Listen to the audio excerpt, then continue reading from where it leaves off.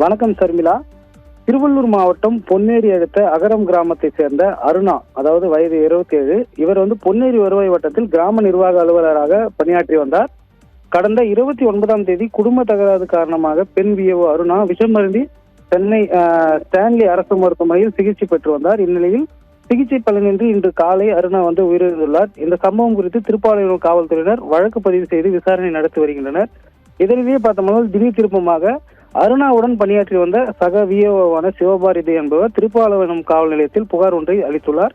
இதில் பார்த்தோம்னால் கடந்த 2 ஆண்டுகளாக விஏஓவாக பணியாற்றி வருவதாகவும் அருணாவும் தாமும் காதலித்து வந்ததாகவும் மாற்று சமூகத்தைச் சேர்ந்தவர் நாம் என்பதால் அருணாவின் குடும்பத்தினர் காதலை ஏற்கவில்லை எனவும் தம்மையும் அருணாவின் குடும்பத்தார் வற்புறுத்தி மிரட்டி வந்ததாக கூறப்படுகிறது. இதனிடையே வற்புறுத்தி அருணாவிற்கு விஷம் கொடுத்து கொலை செய்து விட்டதாக புகாரை சிவபாரதி என்ற விஏஓ அளித்துள்ளார். இந்த புகார் குறித்து காவல்துறையினர் விசாரணை நடத்தி வரும் நிலையில் பெண் விஏஓ தற்கொலை செய்து கொண்டதாக கூறப்படும் நிலையில் அவர் விஷம் கொடுத்து குடும்பத்தாராலேயே கொல்லப்பட்டுள்ளது தற்போது பெரும் அதிர்ச்சியை ஏற்படுத்தியுள்ளது.